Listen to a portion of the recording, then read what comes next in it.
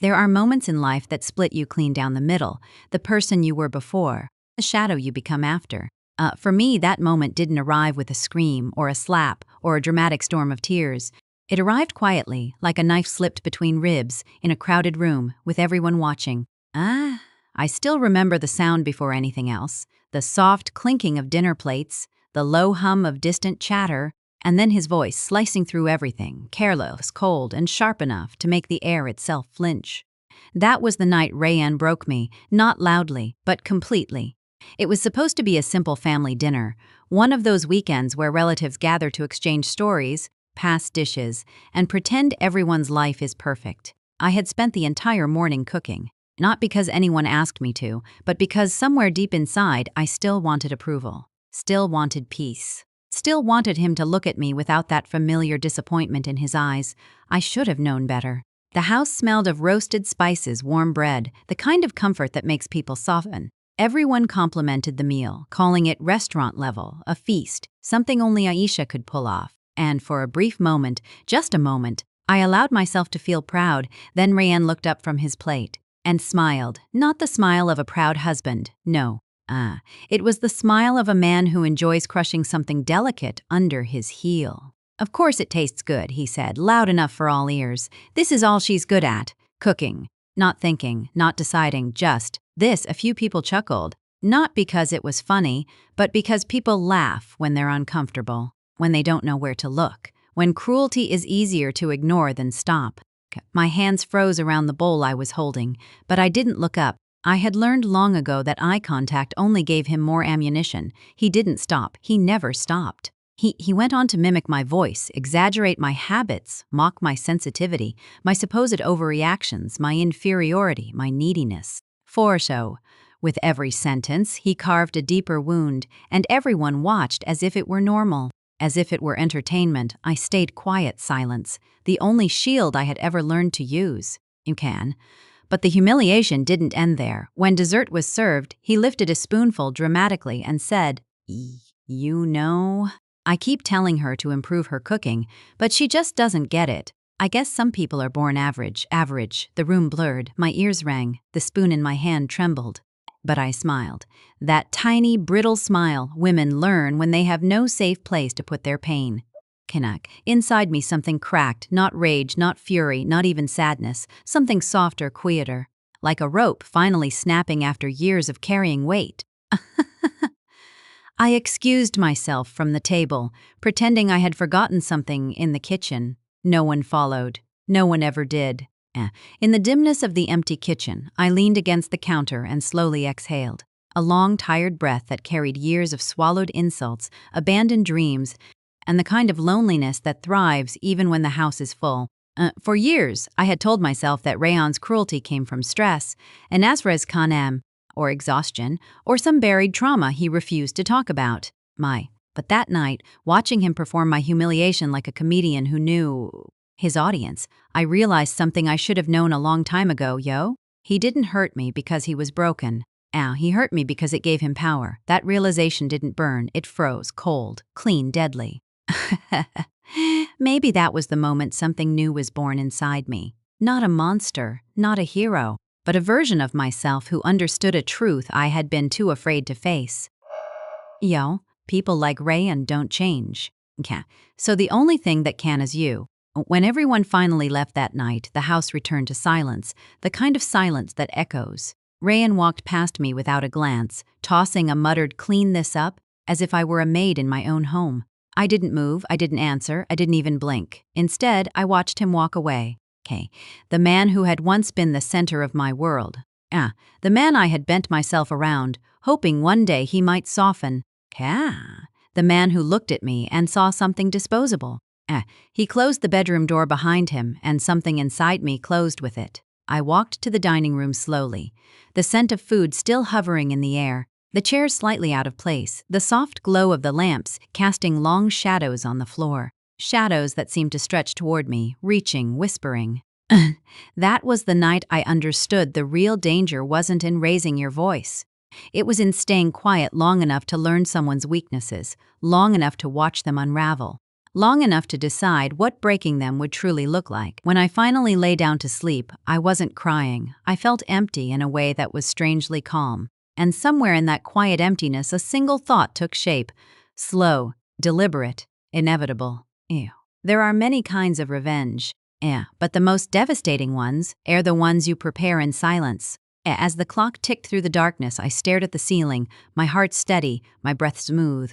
Hang. For the first time in years, I wasn't afraid. He had broken something in me that night, and canned. But he had also awakened something else, something patient, precise, and far more dangerous than the woman he thought he controlled. And he had no idea that before this story ended, he would look into the shadows he created and find someone waiting there for him, someone he never expected, someone he should have feared. Yet morning arrived like a stranger. Not gentle, not warm, just present.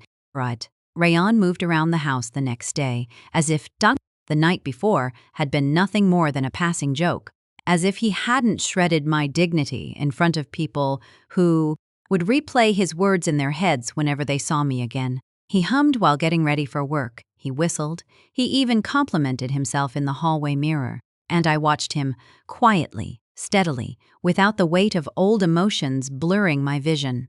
For years I had seen him through love, fear, hope, or disappointment, but that morning I saw him through clarity. Cold, sharp, unfiltered clarity. He didn't know it, but something had shifted, not between us, inside me.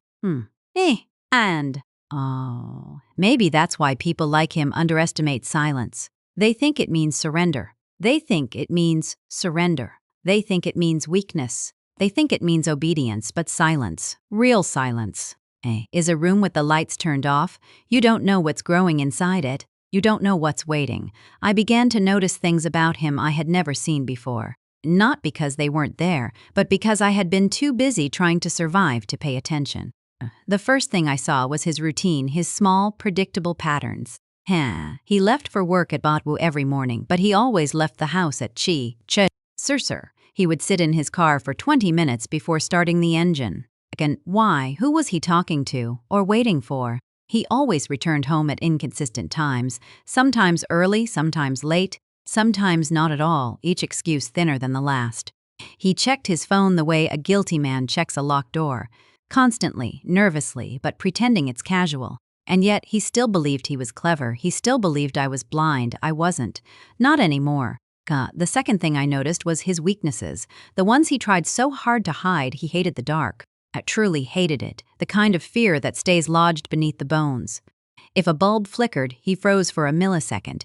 If a shadow slid across a wall, his breath caught. He always slept with a small lamp on, claiming it helped him wake up early. I knew it was a lie. The truth was simpler. Rayan feared what the dark could hide. And just like that, a small, quiet idea began stitching itself together inside me. For 2 weeks, I said nothing. I didn't argue, I didn't question, I didn't react. Rayan interpreted the silence as victory. He always had. He didn't understand that prey goes quiet only for 2 reasons, fear or calculation. And I was long past fear. My silence made him reckless. He forgot to lower his voice, forgot to lock his phone, forgot to delete messages. Forgot that I was still there, breathing in the same house, watching the same patterns, hearing the same lies. One evening while he showered, his phone buzzed once, then twice, then three times in rapid succession. The name on the screen was saved under a single letter, Knes, E-S. But the preview said enough. Why didn't you come last night? You said you would. Don't tell me she's starting to suspect. I didn't touch his phone. I didn't need to. Yet, those 3 notifications were more than enough. Infidelity wasn't surprising. Men like Rayan cheat not because they're unloved, but because they crave the feeling of being irreplaceable. They need someone somewhere to validate the lies they tell themselves. But it wasn't the cheating that caught my attention. It was what cheating revealed: weakness, patterns, blind spots. Things I could use, things I would use. My days stopped being days and became quiet observations. Every morning, I watched how he scrolled through his messages before leaving the house. Every evening, I watched how tension crept up his shoulders when his phone buzzed in my presence. He had Tell's small, tiny flickers in his face, and I committed all of them to memory. Nay, people don't realize how easy it is to study someone when they think you're defeated. When they think you've given up, when they think you're too fragile to fight back, I cooked, I cleaned. I performed the quiet duties of a dutiful wife, all while a storm wound itself around my spine, patient and focused. Not rage, not madness, precision. Revenge doesn't need volume, it needs timing. One night, past midnight, Rayon thought I was asleep. He slipped out of bed with the caution of a man stepping over tripwires. I didn't move. Didn't breathe too deeply. Just listened. The soft rustling of clothes, the faint click of his phone unlocking. The whispered curses under his breath as he typed. He stood by the window, the pale light coating him in silver. Anabrica.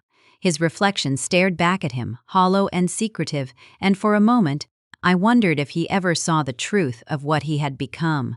He didn't. Men like him rarely do. He stayed by the window for nearly 30 minutes, typing, erasing, typing again, like a teenager sneaking forbidden touches of intimacy past sleeping parents. Only this time his secret wasn't innocent. It was the kind of secret that destroys families. But he wasn't destroying mine, not anymore. I watched his silhouette carefully, not with hurt, not with jealousy, with calculation. UK, this wasn't a betrayal. It was an opportunity. Every lie he told was a thread, and I was learning how to pull those threads one by one. Days became colder, not because of weather, but because of the distance I quietly created, he noticed.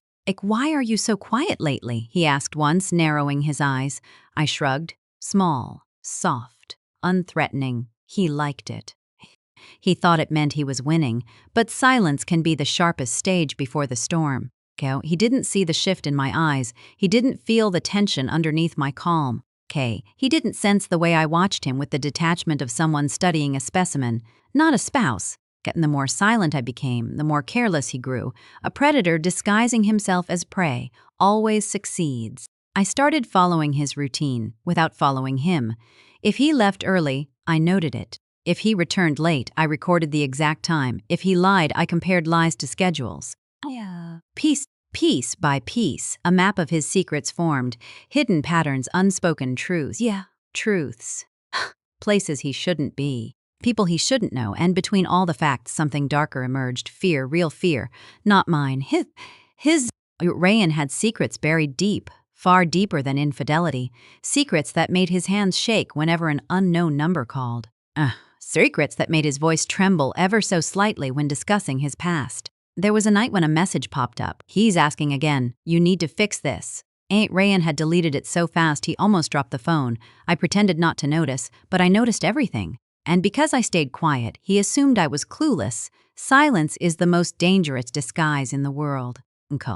In the quiet hours of the night after he slept, I would sit alone thinking, not of love lost or betrayal or heartbreak, strategy, to cow. The difference between blind revenge and calculated revenge is simple. Blind revenge destroys both people. Calculated revenge destroys only one. I chose calculation. Rayon had humiliated me once. But he had no idea that he had awakened a woman who no longer needed approval, affection, or validation. A woman who had finally stopped trying to fix him. A woman who was now focused on something far colder, justice. Precise, patient, and irreversible. All I needed was the right moment, the right fear, the right weakness, and he had all of them.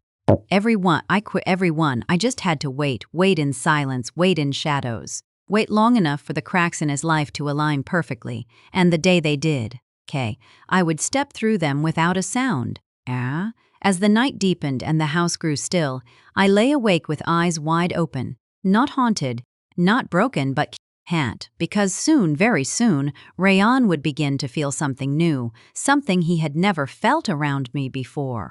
Not dominance, not superiority, not control, fear, the kind that crawls into your bones, the kind that whispers in dark corners. The kind that makes you check the back seat of your car before you sit down. And he wouldn't know where it came from, he wouldn't know who put it there. But he would feel it every day, every night, every time he looked over his shoulder. The quiet before the plan was almost over, and the real story was just beginning. It began on a morning that should have been ordinary, a sky washed pale with winter light, a soft chill lingering over the neighborhood, a kind of quiet that pretends nothing is wrong. I kill his assot, sir. Rayon stepped outside holding his briefcase. His shoulders relaxed in the comfortable arrogance of a man who believed the world would always bend for him. He pressed the car key, expecting the usual click of the locks disengaging, but the click never came. The car was already unlocked. He froze, not dramatically, just enough for the air around him to shift. A small detail, barely noticeable, except to the one who was watching. I stood in the kitchen behind the curtain, the kettle warming in my hand, and observed the way his expression twitched, a brief spasm of confusion, almost annoyance. And beneath that, something smaller, tighter, fear, the kind he tried to hide. At first, he brushed it off, rubbing his thumb across the handle of the door, glancing around the empty street, trying to convince himself he had simply forgotten. But I knew better, and so did he. People rarely fear the things that hurt them recently. They fear the things that hurt them long ago, things they thought they buried. Inside his car, beside the seat, nestled in the shadows where sunlight couldn't reach, was the reminder I had left for him, soaked of reminder tin pa pound. A harmless object to anyone else, but to him a trigger, a whisper from a past he pretended didn't exist. He found it within seconds. At first he didn't breathe. Then he exhaled too quickly, the way someone does when their heart suddenly remembers how to panic. He rolled down the windows, checked the seats twice, scanned every corner of the car with trembling fingers. Then finally he climbed in and drove off, trying to steady himself with logic. Trying to believe the universe wasn't turning on him, but fear isn't logical. It starts in the gut and rises like smoke. And that morning, I saw the first wisp curl into his eyes. Over the next few days, the atmosphere in the house changed in ways too subtle for an outsider to notice, but impossible for me to miss. Rayan's nights grew restless. He tossed, he shifted, he checked his phone even when it never buzzed. He began waking before dawn, pacing, staring at the door as if expecting someone or something. He started locking the windows, then double-checking the locks, then triple-checking them, all while pretending nothing was wrong. But his reflection betrayed him. Every time he passed a mirror, he flinched, studying the shadows behind him instead of his own face. He didn't know it, but he was slowly unraveling, piece by piece, night by night, and I didn't need to raise a hand. I didn't need to raise a hand. Fear was doing all the work. One evening, when he came home late, he dropped his keys twice before placing them on the counter. His shirt was wrinkled, his hair slightly disheveled, his breathing too fast for someone who had simply walked through a door. He avoided eye contact, avoided conversation, avoided silence most of all, as if silence had begun whispering things he didn't want to hear. He showered with the bathroom door locked. He slept with the lamp brighter than usual. He checked the corners of the bedroom before turning off the lights, all tiny fractures in the mask he wore. And fear did not just crack his mask, it seeped inside. The next morning, something changed. I heard him mutter a curse under his breath as he walked outside, then a second one, then a third. The car door was open, wide open.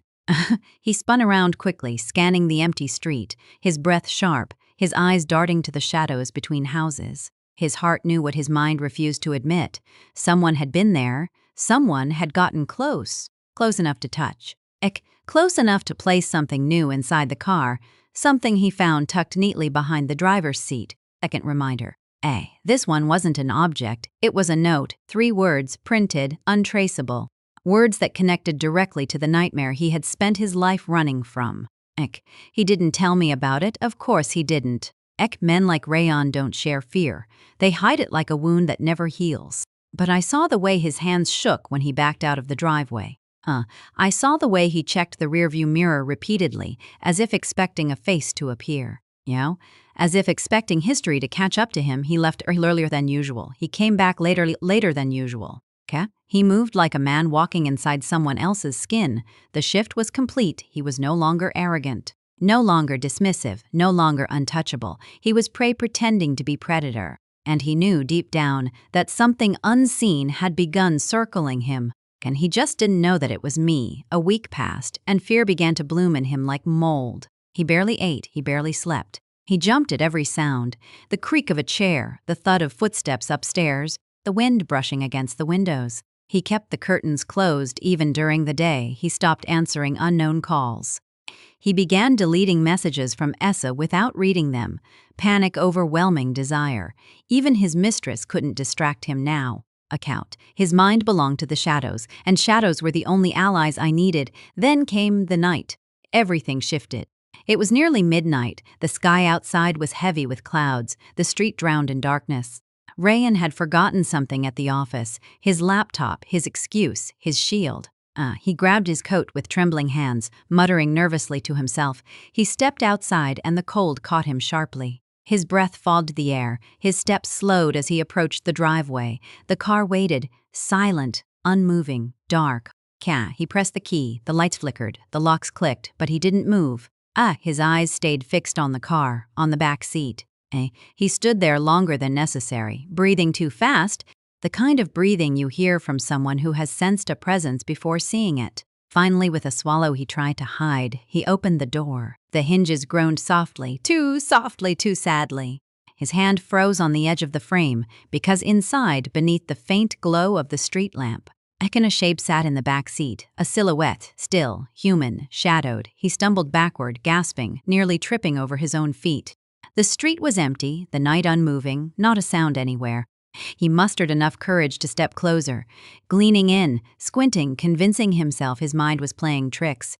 But fear doesn't make mistakes. Fear sees clearly, and Rayan saw it, saw the outline of a figure sitting there. Hang Klatang watching Dasatang, waiting, watching, heart pounding. He rushed forward, yanked the door open. The seat was empty, no shape, no shadow, no intruder, just the quiet echo of his own terror swallowing him whole. He backed away slowly, hands shaking uncontrollably, breath stumbling, vision flickering at the edges. He scanned the darkness, searching for movement, expecting danger to rise from the shadows, but nothing moved. The street remained silent, yet something inside him broke, cracked sharply, irreparably, because what he saw wasn't a hallucination. It was memory, it was fear, it was the past he had spent his entire life pretending didn't exist. And now, it had followed him home. Rayan had always been dramatic when he felt cornered, but this time was different. His face carried a tension I had never seen before, an exhausted stretch beneath the eyes, like someone who had sprinted past their own sanity and couldn't find the way back. The house felt colder around him, as if his own paranoia had seeped into the walls, into the cracks like frost. He hovered in doorways now, jumped at shadows, walked too fast down hallways as if afraid something might trail behind him. But I stayed as calm as still water. The more he spiraled, the quieter I became. On the third morning since he saw that silhouette in the back seat, he confronted me, voice raised, hands trembling, but even then, I watched him with the same expression you would give a child insisting there's a monster under the bed. Except this child was a 33-year-old man, sweating through his dress shirt, and the monster was me. The beauty of quiet revenge is that the target never notices the moment the noose is slipping over their head. Rayan didn't know it yet, but he had already stepped into it. It began small. He woke to his alarm blaring at 6 a.m., except he never set alarms at that time. He jumped up, confused, heart racing. I remained curled under the blanket, breathing evenly, as if nothing unusual had happened. Then his phone wouldn't unlock on the first attempt, or the second. He swore he hadn't changed the passcode, but it kept rejecting him. Finally, on the third try, it opened. He cursed softly under his breath while pacing. I watched him through half-closed eyes, wondering if he realized his fear was becoming physical now. Tight shoulders, jittery hands, eyes that darted toward corners. Fear changes a person's posture long before it changes their mind. He left early for work, muttering, "Something is wrong." Something is wrong, over and over again. He didn't notice my phone vibrating under the covers. A new message.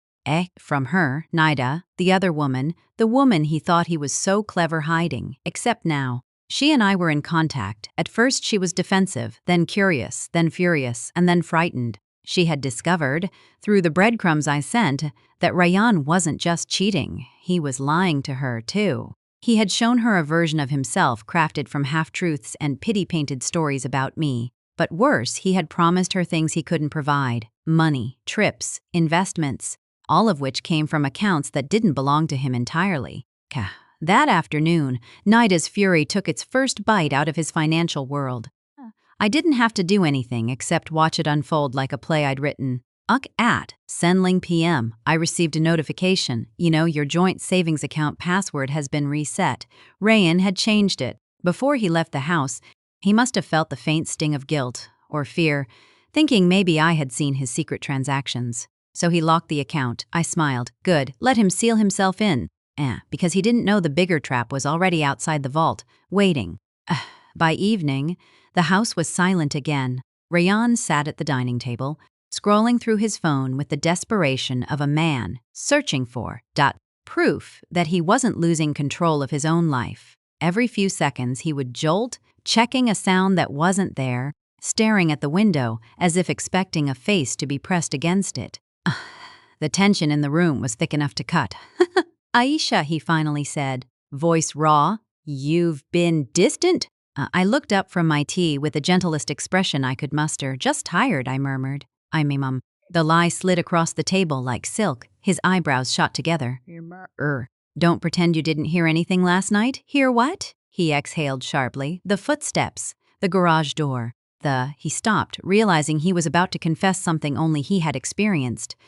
Something that existed only in the shadows of his mind. It's fine, he muttered. Forget it. But he couldn't forget it, not when the shadows kept whispering. And that night, while he showered, his phone lit up with a notification. Unknown number. You think you can run forever? Kya. His breath left him in a harsh gasp when he read it. He stumbled back, knocking over a shelf of shaving products. I heard him rush into the hallway, dripping wet, towel barely wrapped around his waist.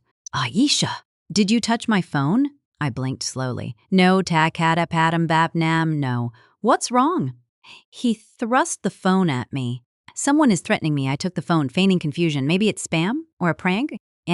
He shook his head violently. No, this is someone who knows something about me.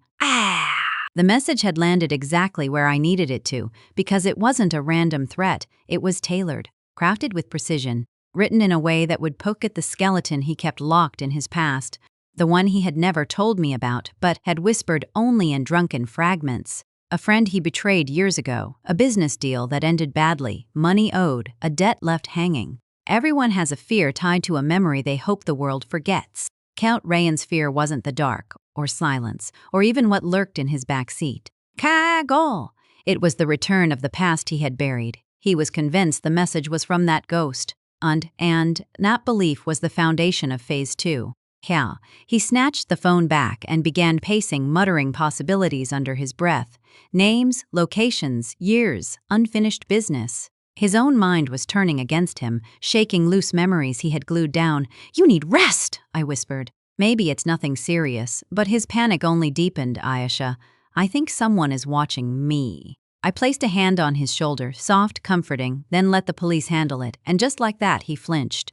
Because the last thing Rayan wanted was police. Even innocent men fear being seen through. But guilty men? Guilty men can't stand uniforms, and I knew it. He retreated into himself, muttering excuses. No, I don't want to involve them yet. Maybe it'll stop, it won't, I said quietly in my mind. And it didn't. 3 days later, the police came themselves. King, 2 officers at our door, tall shadows in the morning light. I had timed the anonymous email perfectly. Enough detail to sound credible, vague enough to be only a suspicion. Rayan had been accused of financial fraud linked to an investment account that wasn't fully his. The account belonged to him and Nida. The officers were polite, asking routine questions, but even their calm tone made Rayan tremble. He stuttered, contradicted himself, defended things no one accused him of. He looked guilty simply because he existed. When they finally left, promising to follow up, he collapsed on the couch, breathing hard. I watched him, silent, serene, as if I hadn't orchestrated every thread pulling him apart. He didn't know that Nida had already slammed him with legal notices. He didn't know his employer had been anonymously tipped about potential misconduct. He didn't know his accounts were slowly being flagged for irregular transfers, and he didn't know. I had only just begun. That evening, he crawled into bed early. Not to sleep. He couldn't. Every sound made him flinch, but exhaustion has its own gravity, and eventually, his eyes fluttered shut. I laid beside him, staring into the darkness. Tomorrow, the next move would land. The move that would make him question whether the danger was outside or sleeping right next to him. And the beautiful part? The fur huff. He would never see how easily I tighten the trap. The collapse of a person doesn't happen in a single moment. It's a slow, deliberate unmaking, one thread at a time unraveling until the entire fabric gives way. Watching Rayan disintegrate was exactly that. A performance, a study, a quiet, tragic undoing of a man who once believed himself untouchable. And every step of that fall felt inevitable. He stopped waking up before sunrise. The confident, sharp-dressed man who once fixed his tie in the mirror with a smirk now struggled to even shower. His beard grew uneven, his eyes stayed red, and the house that once echoed with his voice became a silent graveyard of his former arrogance. It was remarkable how quickly fear could dethrone a king. The final blow came on a Monday morning. Rayan received an email from HR, subject line, immediate suspension, pending investigation. He stared at the screen for a full minute, blinking as if the words might rearrange themselves into something gentler. But the sentence remained, cold, stern, irrevocable. His boss had been informed, anonymously, about suspected fraud in his accounts. The company needed to review the integrity and compliance of his recent projects. He was asked not to come to the office until further notice. He read it twice.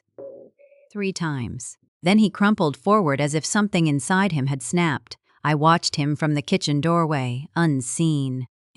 He had always imagined himself too clever to be touched, too skillful to be questioned, too valued to be doubted. But now, the kingdom he built from lies was turning to dust. He called his boss, voice trembling. No answer, he called again. Straight to voicemail, he called his teammates. None picked up.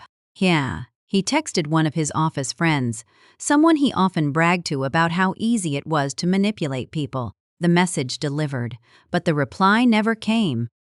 He threw his phone on the couch and pressed both hands against his face. His shoulders trembled, not from anger but from the unmistakable tremor of fear. I stepped into view. "Everything okay?" I asked softly. He looked up at me with hollow eyes. No, just that one word. Small. Broken. Cracked like glass. I took a step closer, making sure my expression remained neutral.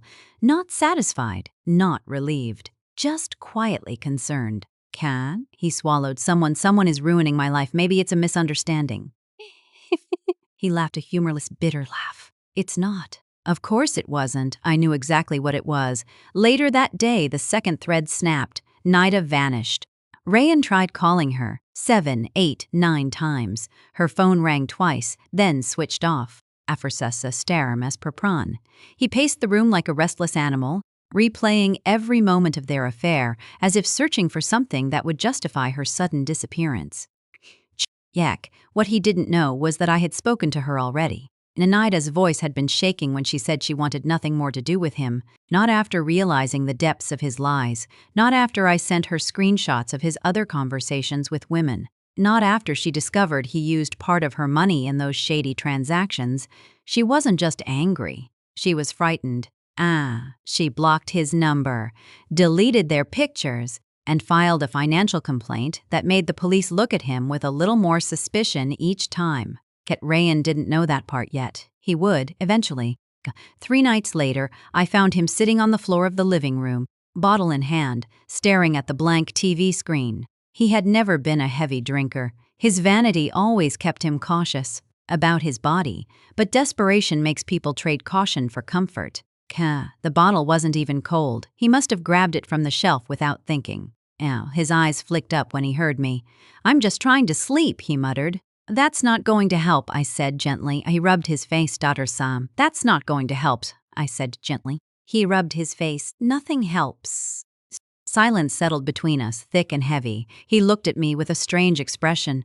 Not anger, not suspicion. More like pleading, a man drowning, reaching for anything that might keep him afloat. "I feel like someone is following me," he whispered. I tilted my head. "Why would anyone follow you?" His breath hitched. "I don't know, but I feel it everywhere, every corner. Every time I turn around, he wasn't lying." He truly felt watched, because he was, not by ghosts from his past, but by me, and not from behind. Arcand. Always in the shadows, where he least expected it, he was unraveling so beautifully. The next morning, something inside him finally cracked. I found him in the driveway, inspecting his car with the intensity of a detective at a crime scene. He checked the trunk, the tires, even the engine. He crouched down to examine the undercarriage, palms trembling uncontrollably. "Oh, what are you doing?" I asked softly. He jolted upright. His eyes were wild. They're after me," he whispered. "Who?" He shook his head. "I don't know," but he did know. His mind had already built the phantom. Bahamamik. He was afraid of the man he once betrayed, imagining him behind every shadow, every creak, every flash of movement in his peripheral vision. The guilt was no longer abstract. It had a shape, a scent, a presence. And guilt is the only emotion heavy enough to drag a man to his knees. By midday, the neighbors noticed him pacing in the street, phone in hand, muttering to himself. One of them waved politely. Rayan flinched so violently he dropped his phone on the pavement. He looked paranoid, unstable. Aktak Tupra, exhausted minor on. Exhausted beyond reason, the whispers in the neighborhood started. Aisha's husband isn't doing well. He looks sick. Maybe it's drugs, maybe it's the police investigation. I never added to the rumors. I simply didn't deny them. Which, in a gossipy neighborhood, was far more effective. That evening, the third blow struck. Canet Rayan received a formal letter from his workplace. Terminated. Immediate effect. No severance. Pending legal implications. He read it once, and then his knees buckled. The letter fell from his hands and drifted to the floor like a dead leaf. He collapsed beside it, staring blankly at nothing. I watched him from the hallway, my hands resting against the wall. The man who once barked orders, who once mocked my silence, yet who once believed he could live 2 lives without consequence, he was no longer a king. He was a hollowed-out vessel wearing the ashes of his former glory. Yet when night fell, Rayan locked all the doors, checked the windows 3 times, closed the curtains so tightly not a sliver of light entered. He sat with his back to the wall, bottle in hand, whispering to himself, "They're going to kill me." It was the first time he said it aloud, and the moment he said it, he believed it fully. He didn't know that the only person hunting him was sitting 10 feet away, watching his downfall with quiet mastery. He didn't know that the shadows he feared were crafted by my hands. That every sound, every threat, every twist in his life was a thread I had stitched into place. He didn't know that a reckoning was coming, not with knives, not with fists, not with violence, but with truth. The truth he had buried, the truth that would destroy him. And when it came, he would learn what true revenge really meant. There is a moment in every predator's downfall when fear stops being an emotion and becomes a compass. For Rayan, that moment arrived on a night when the sky hung low with storm clouds, the air heavy enough to choke on. He had barely slept in days. His face looked sunken, unshaven, and strangely older, as if paranoia had sculpted deep lines into his skin. He spent the morning pacing the house, checking locks, flinching at shadows that didn't move. Every creak of the floorboards made him startle. Every vibration of his phone made him recoil. He was certain someone was coming for him. He just didn't know who. That was the beauty of fear. It didn't need a face until the night you finally saw one. The first message arrived just after sunset. "You can't hide anymore." Rayan froze, staring at the words as if they were carved from ice. He swallowed hard and wiped sweat from his upper lip. Then another message came. "You know what you did." The phone slipped from his hand. He backed into the kitchen counter, gasping, his breath coming in quick, uneven bursts. The messages didn't feel like threats anymore. They felt like a verdict. He picked up the phone with trembling fingers. One more message, tonight. Sure EPM drive. No explanation, no location, just a command, and Rayan obeyed commands now. Not because he wanted to, but because he was too afraid not to. He came to me like a desperate animal. "Aisha, someone knows something. I have to go. I have to meet them." His voice cracked on the word have. He looked at me with wide, frantic eyes that begged for help the way he used to demand obedience. "What is it you think they know?" I asked, keeping my tone perfectly calm, perfectly neutral. He hesitated. A beat too long, then he shook his head and muttered, "It doesn't matter." He didn't want to say the truth out loud. He didn't want to hear how it sounded. He didn't want to admit that somewhere in his past, he had left someone behind. Someone who never healed. Someone who never forgot. By Sir Cicerwu PM, the storm outside finally broke. Thunder rumbled like distant war drums. Rain hammered the windows in violent bursts. Rayan stood by the door, keys in hand, drenched in dread. "Should I come with you?" I asked gently. He shook his head too quickly. "No, I need to do this alone." Of course he did. Yeah. He slicked on his jacket, opened the front door, and stepped out just as a flash of lightning illuminated his silhouette. Small, fragile, almost ghost-like. I watched him walk toward the driveway, watched his hand tremble as he unlocked the car, watched him climb inside, unaware of the storm gathering behind him. He didn't see me step toward the living room window. He didn't see the faint smile that ghosted across my lips. He didn't see the shadow sitting in the back seat, still, silent, waiting. But I did. I saw everything. The engine started, the headlights cut through the curtain of rain, and the car rolled out of the driveway. Inside, Rayan gripped the steering wheel with white knuckles. His breath sounded shaky, almost wheezing. The windshield fogged as the temperature dropped, the cold settling in the car like a quiet omen. And he didn't dare turn on the radio, didn't dare look in the mirrors too long, didn't dare blink. Fear had made him hyper-aware of every sound. So when a faint exhale drifted from the back seat, soft, almost imperceptible, it felt like a knife pressed through his spine. He froze. His throat tightened, the hairs on his arms rose like static. He swallowed hard and forced himself to glance into the rearview mirror. There was a silhouette, barely visible, but there. Someone sat behind him. Rayan shrieked, an animalistic, guttural sound. He slammed the brakes so hard the car skidded sideways on the wet road. The silhouette didn't move. Didn't speak. Didn't flinch. It simply waited where Talisad had waited for years, Stahofert. Just as it had waited for years, thunder shook the sky. Lightning illuminated the interior of the car, and for a fraction of a second, Rayan saw the face reflected behind him. A face he remembered. A face he had tried to forget. A face that once begged him for mercy. He gasped. No, you're dead, gone, ruined, destroyed. He had tried to convince himself of all those possibilities over the years, because accepting the truth that he had shattered someone's life and walked away without consequence required a level of accountability he never possessed. But here they were, Ray live, breathing, staring back at him with eyes that held storms far more dangerous than the one outside. He scrambled out of the car, slipping on the wet asphalt, crawling backward like a terrified child. No. This isn't, you're not. His words dissolved. The car door creaked open. A figure stepped out, slow, mesturate, deliberate. Not with rage, but with the calm of someone who had rehearsed this moment 1,000 times. And then, they spoke. "Did you think I forgot?" Rayan collapsed onto the asphalt, sobbing. Cass. I watched from a distance, hidden behind the curtain of rain, far enough to remain unseen, close enough to savor every detail. I never laid a hand on him. I never whispered threats into his ear. I never orchestrated violence. I simply made sure he finally faced the person he had wronged long before I ever knew him. Life has a way of circling back, of demanding debts to be paid, of bringing old ghosts home. Rayan had spent his life stepping on people, breaking them, dismissing them, walking away without a second thought. But some broken things don't stay broken, they get sharp enough to cut back. Words were exchanged in the rain, words I couldn't hear, but didn't need to. I knew the conversation wasn't about anger. It was about closure, about truth, about karma arriving not as a concept, but as a human being with a spine built from healing and rage braided together. And Rayan finally looked small enough to face it. The confrontation didn't last long. Fear made everything feel stretched, distorted, slow. But in reality, these moments end quickly. Rayan's sobs softened. The rain softened, even the thunder seemed to retreat. But the consequences, those were just beginning.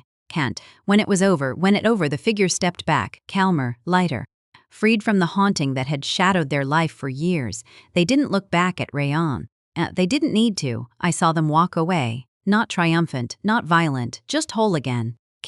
The way healing sometimes looks in the aftermath of finally facing a monster. Rayan remained on the ground, shaking uncontrollably, soaked through to the bone. His breath came in ragged, broken gasps. He wasn't injured, not physically. Some wounds don't need blood to be fatal. The storm quieted, the night softened, Kind.